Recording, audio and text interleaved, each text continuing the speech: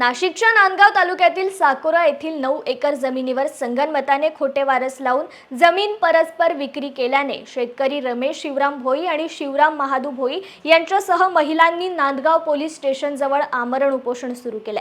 साकोरा येथील तत्कालीन तलाठी गजानन ननई यांनी मंगळणे येथील समाधान दगा भोई याला हाताशी धरून संगनमताने मूळ जमीन मालकाला अंधारात ठेवून 9 एकर जमीन टाटा सोलर प्लांटला विक्री केली आहे, असा आरोप आंदोलनकर्ते रमेश भोई यांनी केलाय। चौकशी होत नाही तोपर्यंत उपोषण सुरूच ठेवण्याचा इशारा त्यांनी यावेळी बोलताना प्रशासनाला दिलाय। आमच्या हक्काची नाही कोणाच्या बापाची जमीन, आमच्या हक्काची नाही कोणाच्या बापाची। नमस्कार, मी रमेश शिवराम जाधव।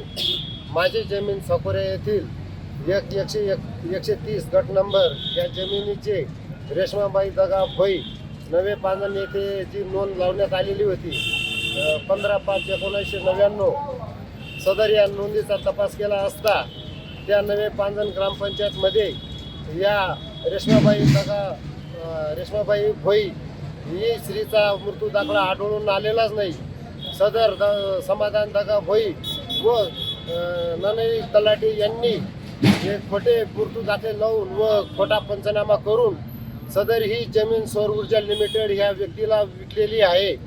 तरी लवकरात लवकर ननई तलाठी हा लवकरात लवकर निलंबित झाला पाहिजे व याच्यावर गुन्हे दाखल झालेच पाहिजे ही माझी इच्छा आहे। बस।